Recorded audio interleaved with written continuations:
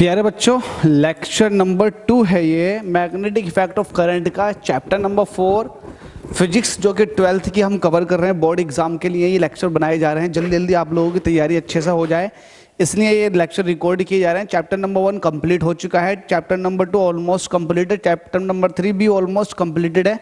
Remaining portion बहुत जल्दी से अपलोड किया जाएगा, लेकिन बच्चों की डिमांड के अकॉर्डिंग चैप्टर नंबर 4 स्टार्ट किया गया है। इसके न्यूमेरिकल स्टार्ट कर चुका हूं पहले से ही, आप उनको भी जाकर देख सकते हैं, क्योंकि न्यूमेरिकल पोर्शन अगर आपका स्ट्रॉन्ग है तो 100% थ्योरेटिकल पोर्शन आपका पहले से ही स्ट्रॉन्ग होगा, जिसकी वजह से आपकी परसेंटेज बहुत अच्छी बन सकती है।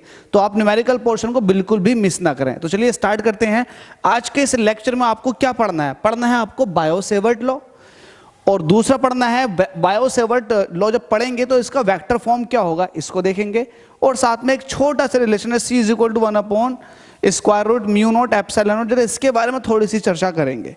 गाइज आपको बता दूं कि अगर आपने लेक्चर नंबर 1 नहीं देख रखा तो गाइज प्लीज आप लोग उस लेक्चर को भी देखें, क्योंकि उसमें बेसिक अंडरस्टैंडिंग है किस तरह से मैग्नेटिक फील्ड बनता है, और उसमें ओरस्टेड एक्सपेरिमेंट के बारे में बताया गया है। तो आप उस लेक्चर को भी मिस ना करें, छोटा सा लेक्चर है 25-30 मिनट का, तो आप उसको भी देख सकते हैं। आप अपनी जिंदगी के 25-30 मिनट तो निकाल ही सकते हैं ना, तो निकाल करके उस लेक्चर को पहले देंगे, उसके बाद ये लेक्चर देखें, ताकि आपको और अच्छे से ये चैप्टर समझ में आ जाए। तो चलिए स्टार्ट करते हैं पहले टॉपिक की तरफ से, बायो-सेवर्ट लॉ। बायो-सेवर्ट लॉ पहला क्या है? Biot-Savart law. बायोट नहीं होता, ये बायो होता है, बायो-सेवर्ट लॉ। जरा इसको पढ़ते हैं। बायो-सेवर्ट लॉ क्या है? देखो, आपने जब ओरस्टेड एक्सपेरिमेंट पढ़ा था तो आपने ओरस्टेड एक्सपेरिमेंट में ये देखा कि जब किसी वायर के अंदर से करंट पास कराई जाती है तो उसके चारों तरफ एक मैग्नेटिक फील्ड बन जाती है। उस मैग्नेटिक फील्ड की डायरेक्शन के लिए तो भाई साहब वहां पर एम्पियर स्विमिंग रूल लग गया था। डायरेक्शन क्या था? उन्होंने भी सिर्फ नॉर्थ और साउथ का मूवमेंट दिखाया था मैग्नेटिक नीडल का। लेकिन अगर मैं किसी भी पॉइंट पर मैग्नेटिक फील्ड की डायरेक्शन की बात करूं तो कहीं ना कहीं वो थक चुके थे, उन्होंने नहीं बताया, ज़्यादा डिटेल नहीं दी, बस एम्पियर स्विमिंग रूल दे दिया, जो कि काफ़ी हद तक सिमिलर था खुद के ओरस्टेड के एक्सपेरिमेंट से। तो इसके बाद क्या हुआ? इसके बाद उस वक्त ये भी नहीं पता था कि किसी पर्टिकुलर पॉइंट पर मैग्नेटिक फील्ड का जो मैग्नीट्यूड होगा वो कितना होगा, वो भी नहीं पता था किसी को। तो इस चीज़ को प्रूफ करके दिखाया, साबित करके दिखाया बायो-सेवर्ट ने, और ये हमारे लिए आसानी कर दी। उन्होंने कहा कि किसी भी करंट कैरिंग कंडक्टर या फिर करंट एलिमेंट की वजह से किसी पर्टिकुलर पॉइंट पर कितना मैग्नेटिक फील्ड प्रोड्यूस होगा, मैं बता देता हूँ। तो इन्होंने यही बताया, यही बायो-सेवर्ट लॉ है। इन्होंने कहा लेट अस सपोज कि आपके पास ये करंट कैरिंग कंडक्टर है, ठीक है, इसके छोटे छोटे हिस्से करेंगे। लेट अस सपोज कि आपने एक सेक्शन ये कट कर लिया जिसके अंदर से करंट जा रही है, तो करंट तो ऊपर को जा रही है, तो इसके अंदर से भी करंट ऊपर को जाएगी। तो इसको बोलते हैं करंट एलिमेंट, जिसको आप DL वेक्टर से दिखाते हो। करंट एलिमेंट, इसकी डायरेक्शन वही होती है जो करंट की डायरेक्शन होती है। तो करंट एलिमेंट आपने DL ले लिया, ये पूरे की लेंथ L थी, बट आपने जब छोटे पोर्शन की बात करो तो इसकी DL length. Let us suppose कि मैं इस करंट एलिमेंट से इस पर्टिकुलर P पॉइंट पर मैग्नेटिक फील्ड कैलकुलेट करना चाह रहा हूं, साथ में डायरेक्शन भी कैलकुलेट करूंगा। डायरेक्शन हमारा सेकेंडरी पार्ट रहा करेगा, पहला आप मैग्नीट्यूड फाइंड आउट करो। तो let us suppose P point वो है जहां पर मुझे मैग्नेटिक फील्ड चाहिए, किसकी वजह से? मुझे इस करंट एलिमेंट की वजह से। तो आप क्या करोगे? इस करंट एलिमेंट से इस P पॉइंट की एक पोजीशन वेक्टर, जिसको मैंने R वेक्टर कह दिया, इसकी हेल्प से आप एक लाइन ड्रॉ कर लोगे जो कि पोजीशन बताएगी P पॉइंट की पोजीशन कहां पर है। तो ये R वेक्टर बताएगा, ठीक है, कोई दिक्कत? कोई दिक्कत नहीं है। लेट अस सपोज कि करंट एलिमेंट और पोजीशन वेक्टर के बीच में एंगल कितना है? थीटा है। कोई दिक्कत? कोई दिक्कत नहीं। तब इन्होंने कहा, देखो मैं फालतू की थ्योरी नहीं लिख रहा हूं, डायरेक्ट लिख रहा हूं। तब इन्होंने क्या कहा? इन्होंने कहा कि इस थोड़े या फिर छोटे करंट एलिमेंट की वजह से P पॉइंट पर बनने वाला मैग्नेटिक फील्ड DB इस वायर के अंदर या फिर इस करंट एलिमेंट में फ्लो होने वाली करंट के डायरेक्टली प्रोपोर्शनल होता है। पहला इक्वेशन। इस इक्वेशन से आप ये समझें, देखो मैं यहां पर वेक्टर नहीं लगा रहा हूं, सिर्फ मैं मैग्नीट्यूड लिख रहा हूं, मैग्नीट्यूड लिख रहा हूं। इसको आप ऐसे पहचानिएगा, मैं आपसे कह रहा हूं कि एक वायर है, उसके अंदर से कम करंट जा रही है, तो उस वायर की वजह से R डिस्टेंस पर मैग्नेटिक फील्ड बताओ। तो आप कह दोगे ठीक है। अब मैं ये कह रहा हूं कि आपके पास सिमिलर वायर है, उसके अंदर आपने करंट की वैल्यू को बहुत बढ़ा दिया, तो क्या उस पॉइंट पर मैग्नेटिक फील्ड नहीं बढ़ेगा? बिल्कुल बढ़ेगा। तो करंट की वैल्यू ज्यादा बढ़ाने से मैग्नेटिक फील्ड की वैल्यू भी बढ़ जाती है। तभी तो आपसे कहा जाता है जो हाई टेंशन लाइन जानती है 56 लाख की, 56,000 की जाती हैं आपके घरों के ऊपर से, बहुत ऊंचे ऊंचे पोल्स पर निकल के जाती हैं, तो वो क्या करती हैं, आप कहते हैं ना, ये कहावत सी है ना, बचपन में सुनते हैं कि भाई वो जो है दूर से ही खींच लेती है। तो वो खींचेगी क्यों नहीं? बिल्कुल खींच लेगी। वो खींचेगी क्यों नहीं? क्योंकि करंट की वैल्यू बहुत ज्यादा है। जब करंट की वैल्यू बहुत ज्यादा है तो उसके चारों तरफ जो बनने वाला मैग्नेटिक फील्ड है वो भी बहुत ज्यादा होगा, ठीक है, तो उसके लूप भी बहुत बड़े बड़े होंगे। तो इसका मतलब ये हुआ करंट की वैल्यू ज्यादा तो मैग्नेटिक फील्ड की वैल्यू भी ज्यादा होगी। तो कॉमन सेंस की बात हो गई। तो पहला रूल तो यही है बायो-सेवर्ट का कि more the current more will be the magnetic field due to the wire, पहली बात। दूसरी बात क्या थी? दूसरा इन्होंने क्या कहा? दूसरा इन्होंने ये कहा कि जो मैग्नेटिक फील्ड है उसका मैग्नीट्यूड जो होता है वो करंट एलिमेंट की लेंथ के डायरेक्टली प्रोपोर्शनल। इट मींस इससे क्या पता चलता है? इससे ये पता चलता है कि आपके पास एक छोटा तार है और आपके पास एक बड़ा तार है। उस छोटे तार में आपने 10 एम्पियर करंट फ्लो करवाई, आपने बड़े तार के अंदर भी 10 एम्पियर करंट फ्लो करवाई। अगर मैं किसी पर्टिकुलर डिस्टेंस पर दोनों की वजह से मैग्नेटिक फील्ड देखूं तो किसका मैग्नेटिक फील्ड ज्यादा होगा? तो ऑब्वियस ही बात है जो बड़ा वाला तार है उसका मैग्नेटिक फील्ड ज्यादा होगा। क्यों? क्योंकि उसकी लेंथ ज्यादा है। तो more the length more will be the magnetic field due to the wire. तो ये वाली बात क्लियर हो गई कि आपके पास जो डीएल लेंथ का करंट एलिमेंट था, तो जैसे जैसे अगर लेंथ उसकी बढ़ाते चले जाओगे तो मैग्नेटिक फील्ड भी बढ़ता चला जाएगा। ऐसा ही कैसे, लेट अस सपोज कि एक आपके पास रिंग है, सर्कुलर रिंग। तो सर्कुलर रिंग को मान लीजिएगा, अब मैं कहूं कि सेंटर पर मैग्नेटिक फील्ड बताओ पूरी रिंग की वजह से, बिल्कुल ठीक है। अब मैं कह रहा हूं कि सेंटर पर मैग्नेटिक फील्ड बताओ लेकिन आप सिर्फ इतनी रिंग की वजह से, तो भाई दोनों में फर्क है ना। इसका मैग्नेटिक फील्ड कम होगा लेकिन इसका मैग्नेटिक फील्ड यहां पर ज्यादा होगा। तो इसका मतलब ये एक तरह से लेंथ से जुड़ गया है ना। तो लेंथ ज्यादा होगी तो मैग्नेटिक फील्ड भी ज्यादा होगा। More will be the length of the current element, more will be the magnetic field due to current element. तो ये वाली बात क्लियर हो गई। ये भी बायो-सेवर्ट का दूसरा लॉ था। इसके साथ मतलब लॉज उन्होंने पहला, दूसरा, तीसरा ऐसा नहीं बता रखे, बस ये कुछ पॉइंट्स हैं, इसको मिला करके बनाएंगे, ठीक है। तीसरा क्या था? तीसरा ये था कि लेट अस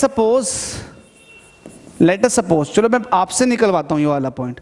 मैं ये कह रहा हूं कि आपके पास एक करंट कैरिंग कंडक्टर है, उसके अंदर से आपने करंट पास कराई, तो उसके जस्ट निकट आप मैग्नेटिक फील्ड कैलकुलेट करो तो कुछ आएगा। फिर आप क्या करो, आप उस पॉइंट को दूर ले जाओ जहां पर आपने मैग्नेटिक फील्ड कैलकुलेट किया था। अब आप दूर ले गए, तो दूर ले जाने से क्या होगा, मैग्नेटिक फील्ड का क्या इफेक्ट पड़ेगा? तो दूर जो पॉइंट होगा वहां पर मैग्नेटिक फील्ड कम होगा। ये वैसे ही है जैसे कि आपके पास एक मैग्नेट है, तो मैग्नेट के पास में अगर आप लोहे की कोई चीज लेकर आओगे तो चिपका लेगी मैग्नेट, लेकिन जैसे ही इस लोहे की चीज को दूर ले जाओगे मैग्नेट से तो मैग्नेट उसको नहीं चिपका पाएगी। क्यों? क्योंकि दूर मैग्नेटिक फील्ड कम हो जाता है, पास में मैग्नेटिक फील्ड ज्यादा रहता है। तो वैसे ही केस था कि मैग्नेटिक फील्ड दूरी बढ़ने की वजह से कम हो जाता है। तो इस वायर की वजह से यहां पर मैग्नेटिक फील्ड बहुत ज्यादा होगा, यहां पर मैग्नेटिक फील्ड बहुत कम होगी। तो किस तरह से कम होती है?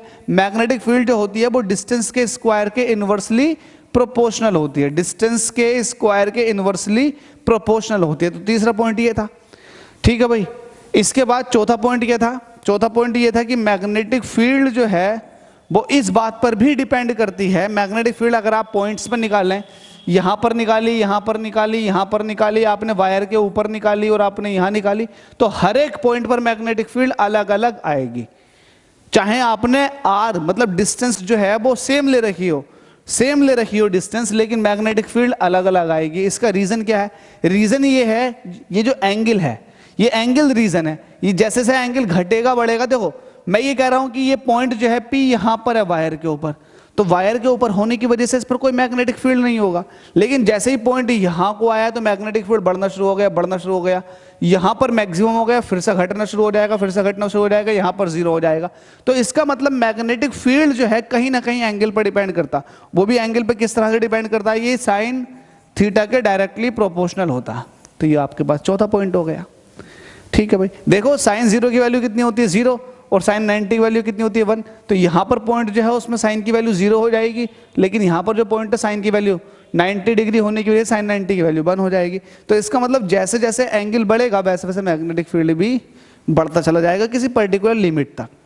इन सारे पॉइंट्स को मिलाओ, इन सारे पॉइंट्स को मिलाओ, फिर देखो हेयर dB जो है प्रोपोर्शनल है किस किस के, I D L sine theta upon R square की। इस प्रोपोर्शनैलिटी के साइन को हटाएंगे, एक कांस्टेंट आ जाएगा, उस कांस्टेंट को भी देख लेते हैं। dB is equal to, constant को आपने क्या कह दिया, I D L sine theta upon distance का square, where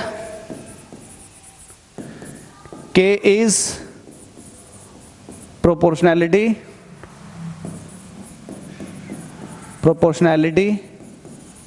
constant।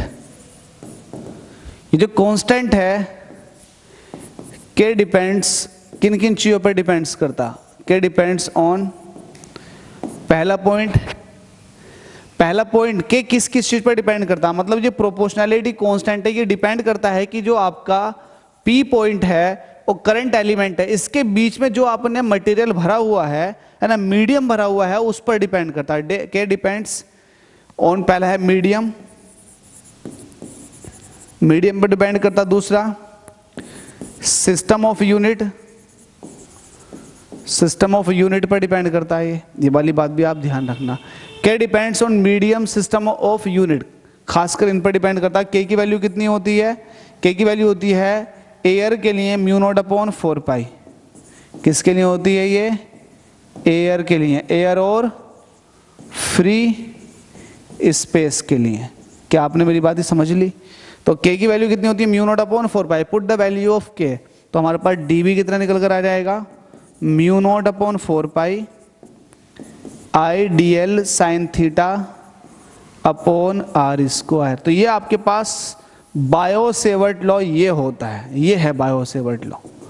Very important, जितने आपसे स्टार बनाए जा सकते हैं बना लें, बहुत इंपॉर्टेंट रूल है। मैग्नेटिक फील्ड का यूनिट जो होता है वो होता है टेस्ला, जिसको आप टी से रिप्रेजेंट करते हो, टेस्ला होता, टी से रिप्रेजेंटेशन इसका सिंबल है। ठीक है भाई, मैं यहाँ पर एक सेपरेशन लाइन बना देता हूँ, ये बात हो गई। इसके बाद जो है यहाँ थोड़ा देखते हैं, where mu naught is the, इसको बोलते हैं permeability of free space. It means ये मटेरियल की प्रॉपर्टी है, म्यू नॉट क्या है, ये मटेरियल की प्रॉपर्टी है। तो ये एक तरह से मटेरियल निकल कर आ गया।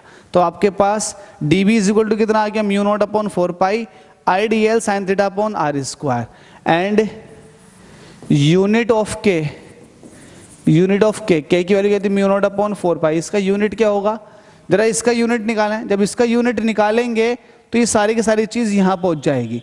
तो इसका होता है टेस्ला, मीटर स्क्वायर ऊपर पहुंच जाएगा, टेस्ला मीटर स्क्वायर, 1 मीटर ये था तो मीटर स्क्वायर का 1 मीटर कट जाएगा, तो टेस्ला मीटर पर एम्पियर, तो इसको आप टेस्ला मीटर पर एम्पियर ऐसा कह देते हैं। ठीक है भाई, टेस्ला मीटर पर एम्पियर। यूनिट जरूर याद कर लेना, क्योंकि एक यूनिट पर क्वेश्चन जरूर बनता है आपका, एक क्वेश्चन तो जरूर बनेगा यूनिट पर। आपसे यूनिट पूछेगा तो भाई आपसे यूनिट बहुत ज़्यादा अच्छे से आने चाहिए।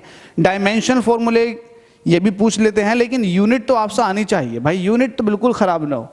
क्या यहाँ तक आपने सीख लिया? अब आप क्या कर रहे हैं, अब आप ये कर रहे हैं कि आपने ऊपर और नीचे आर से मल्टीप्लाई कर दी, तो आप क्या कर रहे हैं, dB इज इक्वल टू, तो मैं इसको ऐसा कर देता हूँ, हालांकि ये चीज़ यहाँ ख़त्म हो जाती है। दूसरा पॉइंट आ जाता है vector form of Biot-Savart law. Vector form को निकालते हैं बायो-सेवर्ट की, तो वेक्टर फॉर्म में ही लिखेंगे, इसको लिख रहे हैं यहाँ पर, कलर चेंज करके लिख देता हूँ यार, vector form of Biot-Savart law, Biot-Savart law की वेक्टर फॉर्म। ठीक है भाई, तो आपके पास dB कितना था, dB इज इक्वल टू था mu naught upon 4 pi I D L sine theta upon distance का स्क्वायर। अब आपने क्या करना है, आपने ऊपर भी 8 से मल्टीप्लाई कर देना, नीचे भी 8 से मल्टीप्लाई कर देना। ऐसा करने से क्या होगा, ऐसा करने से ये होगा b is equal to mu naught upon 4 pi, ये हो जाएगा I D L R sine theta upon distance का क्यूब। जरा एक बात ध्यान दो, वो ध्यान देने वाली बात ये है कि जब मैं इसको वेक्टर फॉर्म में दिखाऊंगा तो मैं क्या करने वाला हूं, मैं म्यू नॉट अपॉन 4 पाई, जो स्केलर है वो तो बाहर रह जाएंगी, है ना, जो स्केलर है उन पे वेक्टर तो नहीं लगेगा। देखो अच्छा, डी एल और आर साइन थीटा, जिस तरह से आप ए क्रॉस बी का जब वेक्टर खोलते हो तो आप ए बी साइन थीटा लिखते हो, ऐसे D L R sine theta का जब आप वेक्टर फॉर्म में लिखोगे बांध करके तो आप ऐसे दिखाओगे D L cross R vector, और नीचे आर क्यूब, ये ऐसे ही रहेगा। तो यही है वेक्टर फॉर्म, यही है वेक्टर फॉर्म। किसकी वेक्टर फॉर्म है ये, बायो-सेवर्ट लॉ की, टेस्ला। जब भी आप वेक्टर फॉर्म देखोगे तो ऊपर आर होगा, आर वेक्टर होगा और नीचे आर क्यूब होगा, ये पहचान है। नीचे आर क्यूब देखना, ऊपर आप देखना आर वेक्टर।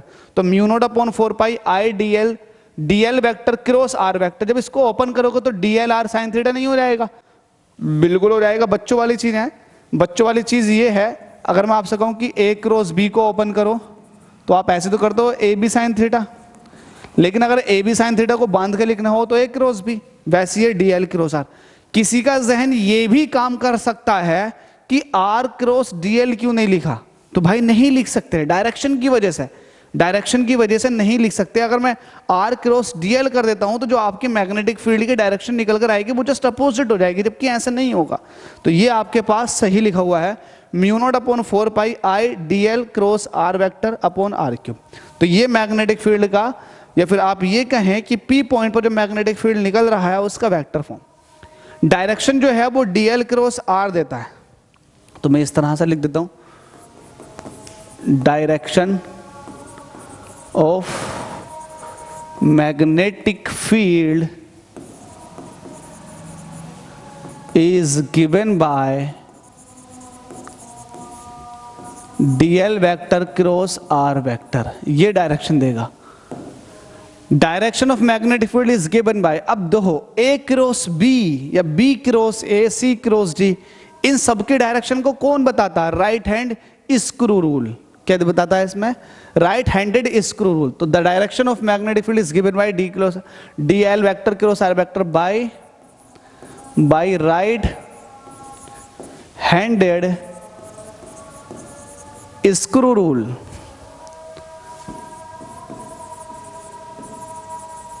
अब ये राइट हैंडेड स्क्रू रूल क्या होता है, राइट हैंडेड स्क्रू रूल क्या होता है, ये एक स्क्रू होता है, वो राइट हैंडेड स्क्रू रूल के अकॉर्डिंग देखो कैसे निकलेगा। मैं आपको समझाता हूं। लेट अस सपोज कि ये आर वेक्टर है और ये आपके पास डीएल वेक्टर है। ये तो आपको पता है कि मैग्नेटिक फील्ड जो होगा वो प्लेन ऑफ पेपर में परपेंडिकुलर होगा, बिल्कुल परपेंडिकुलर। अब देखिए, अगर राइट हैंडेड स्क्रू रूल का क्या होता है कि लेट अस सपोज कि आपके पास एक स्क्रू है और ये स्क्रू कुछ राइट हैंडेड इस तरह से होगा, ये स्क्रू है, यहां से पेच, जिसको पेच बोलते हैं, अब इसको कसेंगे, राइट हैंड से कसना है इसको ऐसे। तो आपको क्या करना है, इस पॉइंट पर आपने अपना स्क्रू रख दिया भाई, स्क्रू, ये स्क्रू है, सामने से रख दिया। अब इसको आप कसो, कसने की डायरेक्शन कैसे होगी, आपको डीएल को डीएल की तरफ से कसना शुरू करो और आर की तरफ को लेकर जाओ। आप डीएल की तरफ रखो और आर की तरफ लेकर जाओ। तो जब आप इसको कसेंगे, टाइट करेंगे, तो होगा ये कि आप डीएल से आर की तरफ को जा रहे हो, डीएल से आर की तरफ को जा रहे हो। तो यहां पर अगर मैं इसके टिप की बात करूं, टिप, तो वो टिप जो है वो डायरेक्शन देगी, टिप जो है वो डायरेक्शन देगी। अब जब स्क्रू अंदर की तरफ रखा हुआ है और डीएल से आर की तरफ को आप कस रहे हो, तो जो टिप है वो डायरेक्शन ऑफ मैग्नेटिक फील्ड देगी। इसके एवज अगर कुछ ऐसा होगा कि मेरे पास आर वेक्टर ये है और ये मेरे पास डीएल वेक्टर है, तो अब मुझे क्या करना होगा, अब देखो स्क्रू तो ऐसे टाइट नहीं होगा, मुझे हमेशा DL से शुरू करना है और R पर खत्म करना, तो मैं क्या करूंगा, स्क्रू को अब उल्टा रखूंगा, मतलब अंदर से रखूंगा ऊपर की तरफ को, और जब उसको कसूंगा तो DL से R की तरफ को जाएगा। जब कसूंगा तो उसकी जो टिप है, टिप तो आगे की तरफ को है, तो मैग्नेटिक फील्ड की डायरेक्शन क्या आ जाएगी, इस तरफ को आ जाएगी, मतलब मेरी तरफ को आ जाएगी। तो यहां तो डाउनवर्ड जाएगा, यहां तो डाउनवर्ड जाएगा, लेकिन यहां क्या जाएगा, यहां अपवर्ड जाएगा। इसको आप राइट हैंड थंब रूल से भी समझ सकते हैं, या फिर आप राइट हैंड रूल से भी समझ सकते हैं। कैसा समझेंगे, राइट हैंड रूल से देखो, स्क्रू को भूल जाओ, कि ये बड़ा दिमाग खराब कर सकता है आपका, स्क्रू को भूल जाओ, आप राइट हैंड थंब रूल के अकॉर्डिंग काम करो, राइट हैंड रूल के अकॉर्डिंग। अब देखो इसमें क्या था, आपको अपने थंब को रखना है और आप अपने हाथ का फेस उधर को घुमाएंगे जिधर आपको लेकर जाना। लेट अस सपोज कि मुझे DL से मुझे R तक लेकर जाना, DL क्रॉस R निकालना, तो ये जो है अपना शुरुआत में DL की तरफ को रखेंगे और ये फेस उधर को रखना है जिधर R होगा। अब R इधर है तो इधर रखेंगे, अगर R इधर होता तो इधर रखते। तो ये जो ओपन फेस है ये उधर रखना है जिधर आपको जाना है, तो DL से R की तरफ को जाना, तो R की तरफ को ये अपना ओपन फेस रखेंगे। तो क्रॉस करो, DL क्रॉस R, तो थंब जो है वो अंदर की तरफ को है, तो इसका मतलब ये है कि DL क्रॉस R इन दोनों के प्रोडक्ट का जो, या फिर क्रॉस प्रोडक्ट का जो रिजल्टेंट होगा उसकी डायरेक्शन अंदर की तरफ को आएगी। देखो DL क्रॉस R। अब देखो मैं यहाँ DL से R की तरफ को, DL क्रॉस R, DL पर रखा, R की तरफ को गए, तो थंब तो ऊपर की तरफ को है ना, इट मीन्स मैग्नेटिक फील्ड की डायरेक्शन जो होगी वो ऊपर की तरफ को होगी। अगर इस हिसाब से देखूंगा, इस हिसाब से अंदर की तरफ हो जाएगी।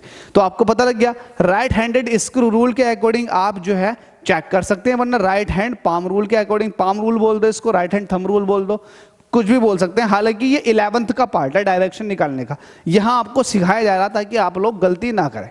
तो आई होप ये भी आपको समझ में आ चुका होगा कि किस तरह से निकालना।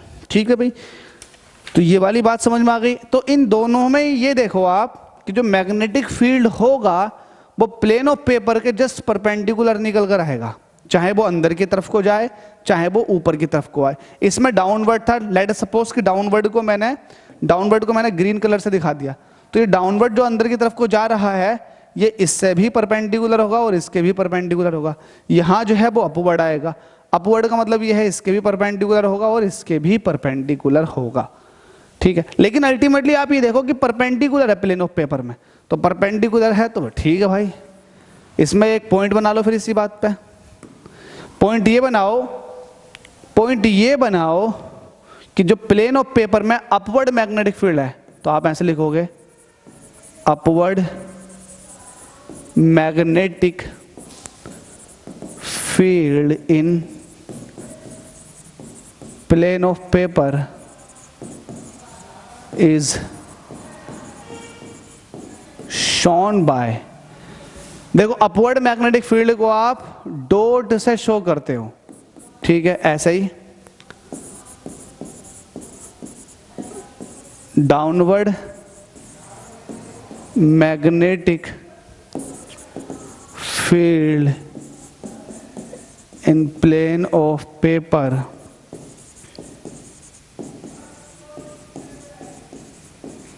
इज शोन बाय, जो डाउनवर्ड मैग्नेटिक फील्ड होता है उसको हम क्रॉस से शो करते हैं, इसको हम डॉट के साथ शो करते हैं। जो अपवर्ड वाला होता है उसको डॉट से और जो डाउनवर्ड वाला होता है उसको क्रॉस से। तो क्या ये सारी बातें क्लियर हो गई आपको? बिल्कुल। तो बस यही आपका आके खत्म हो जाता है बायो-सेवर्ट लॉ, इसका वेक्टर फॉर्म भी। इसके बाद जो आता है वो ये आता है कि C इज इक्वल टू 1/√μ0 ε0 कहाँ से होता, तो मैं इसको दिखा देता हूँ। C is equal to 1/√μ0 ε0। Since we know that जो μ0 की वैल्यू होती है वो कितनी होती है 4 पाई इंटू 10⁻⁻7। ये C क्या है, ये स्पीड ऑफ लाइट है जिसकी वैल्यू 3 इंटू 10⁸ मीटर पर सेकेंड होती है। तो ये चीज़ प्रूफ करके देखनी है हमें। μ0 की वैल्यू कितनी होती है 4 पाई इंटू 10⁻⁻7। ε0 की वैल्यू कितनी होती है, जरा ε0 की वैल्यू बताएं। आपको पता है 1/4 पाई ε0, यहाँ से दिखाता हूँ 1/4 पाई ε0, इसकी वैल्यू होती है 9 इंटू 10⁹। तो यहाँ से जरा ε0 की वैल्यू निकालें तो ये हो जाएगा 1/4 पाई इंटू 9 इंटू 10⁹, और यहाँ चला जाएगा एप्सिलॉन नॉट। आपके पास म्यू नॉट है और एप्सिलॉन नॉट है, इनकी दोनों की मल्टीप्लाई कर दो तो mu not epsilon naught. Mu not कितना 4 पाई इंटू 10 की पावर माइनस का 7, एप्सिलॉन नॉट कितना है 1/4 पाई इंटू 9 इंटू 10 की पावर 9। मसला ये है क्या चीज़ थोड़ा बता देता हूँ इसके बारे में। ये थियोरेटिकल डेटा है स्पीड ऑफ लाइट को कैलकुलेट करने का, कि स्पीड ऑफ लाइट कैसे कैलकुलेट करें। म्यू नॉट की वैल्यू आपको पता है, एप्सिलॉन नॉट की वैल्यू पता है, तो म्यू नॉट एप्सिलॉन नॉट ये एक फॉर्मूला होता है, इसकी डिटेल नहीं बताऊंगा। C = 1/म्यू naught epsilon naught. Mu naught पता है परमिएबिलिटी ऑफ फ्री स्पेस है, epsilon naught permittivity of free space है। तो फ्री स्पेस में स्पीड ऑफ लाइट तो 3 × 10 की पावर 8 होती है। तो हम ये चेक करना चाह रहे हैं कि ये वैल्यू यही आती है या कुछ और आती है, तो चेक कर लेते हैं। चलिए जी, 4 पाई से 4 पाई कट गया, ठीक है। 1/9 इंटू 10 की पावर 9, ये ऊपर वाली चीज जब नीचे को आएगी तो इसकी पावर क्या हो जाएगी, अपोजिट हो जाएगी, मतलब प्लस का हो जाएगी। तो ये वैल्यू आ गई 1/9 इंटू 10 की पावर 9 और 7 कितना होगा 16। Separation line. आपके पास ये म्यू नॉट एप्सिलॉन नॉट चल रहा है, तो मैं इसको ऐसे लिख दूं 9 इंटू 10 की पावर 16 इज इक्वल टू 1/म्यू नॉट एप्सिलॉन नॉट। दोनों तरफ स्क्वायर रूट लगा दो, अपनी तरफ से लगा दिया आपने, तो 9 का कितना हो जाएगा 3, 10 की पावर 16 का कितना हो जाएगा 8, आधा, और ये हो जाएगा 1/√म्यू नॉट एप्सिलॉन नॉट। तो क्या ये वाली बात सिद्ध नहीं हो गई? बिल्कुल सिद्ध हो चुकी है कि 3 × 10 की पावर 8 जो होता है वो 1/√म्यू नॉट एप्सिलॉन नॉट होता है, जिसको हम C भी कहते हैं। तो C = कितना हो गया 1/म्यू naught epsilon naught square root के अंदर। सिंस C जो होता है वो होता है 3 × 10 की power 8 speed of light metre पर सेकंड के अंदर, ठीक है। तो ये वाली बात क्लियर हो गई। अब आपको एक नोट बना देता हूँ, नोट वो कुछ एक्स्ट्रा जानकारी के लिए ये है कि C = अगर ये मीडियम एयर ना हो करके कुछ और हो जाए, लेट सपोज म्यू और एप्सिलॉन हो जाए ना, तो वहाँ म्यू नॉट है ना एप्सिलॉन, तब उस केस में ये स्पीड ऑफ लाइट ना बन करके सिर्फ इलेक्ट्रोमैग्नेटिक वेव्स की स्पीड बन जाती है। ये C तभी बनता है जब यहाँ दोनों जगह नोट लग जाता है। तो ये वाली बात आप पॉइंट आउट करके चलें। तो आज जो हमने सीखा वो बायो सेवर्ट सीखा, इसका वेक्टर फॉर्म देखा और इसके बारे में डिटेल डिस्कशन किया। डायरेक्शन वायरेक्शन सब कुछ निकालने का हमने इसमें फॉर्मूला फिर तोड़ निकाल लिया, ठीक है भाई। तो अब आपको दिक्कत नहीं आनी चाहिए। अच्छा, अगर मैं आपसे एक छोटी सी बात पूछूं कि चलो इसमें डायरेक्शन बता दो, डायरेक्शन ऑफ मैग्नेटिक फील्ड किधर को होगा, तो according to right handed screw rule, तो आप क्या करोगे DL क्रॉस R देखोगे। जब भी आपको डायरेक्शन देखनी होगी तो DL क्रॉस R की डायरेक्शन देखो। तो DL तो आपका ये है, फेस को आपको वहां रखना है या उसकी तरफ को रखना है जहां तक आपको चाहिए, तो R तक चाहिए तो R की तरफ को रखना है। तो DL से शुरू करो, R की तरफ को रखो। तो थंब जो है वो मैग्नेटिक फील्ड को बताएगा। तो मैग्नेटिक फील्ड कैसा होगा, इस P पॉइंट पे इनवर्ड होगा। B क्या होगा यहाँ इनवर्ड या फिर डाउनवर्ड, ठीक है भाई, ध्यान रखना। इस पर्टिकुलर लेक्चर का मैं आपको PDF बना दूंगा, आप लोग कमेंट करेंगे तो ही मैं इस लेक्चर का आपको, है ना, इसका PDF का लिंक आपको दूंगा। और जिसने जो कमेंट करेगा सिर्फ उसी को ही मैं दे दूंगा, उसको लिंक प्रोवाइड करा दूंगा जहां से वो डाउनलोड कर सकता है। आई होप आपकी समझ में आ गया होगा। अगर किसी की समझ में नहीं आया तो डिस्क्रिप्शन में फेसबुक, इंस्टा, टेलीग्राम का लिंक दे रखा, जा करके फॉलो करें, वहाँ जाकर अपनी क्वेरीज डिस्कस कर सकते हैं। थैंक यू सो मच आप सभी के सपोर्ट के लिए। Thank you so much guys.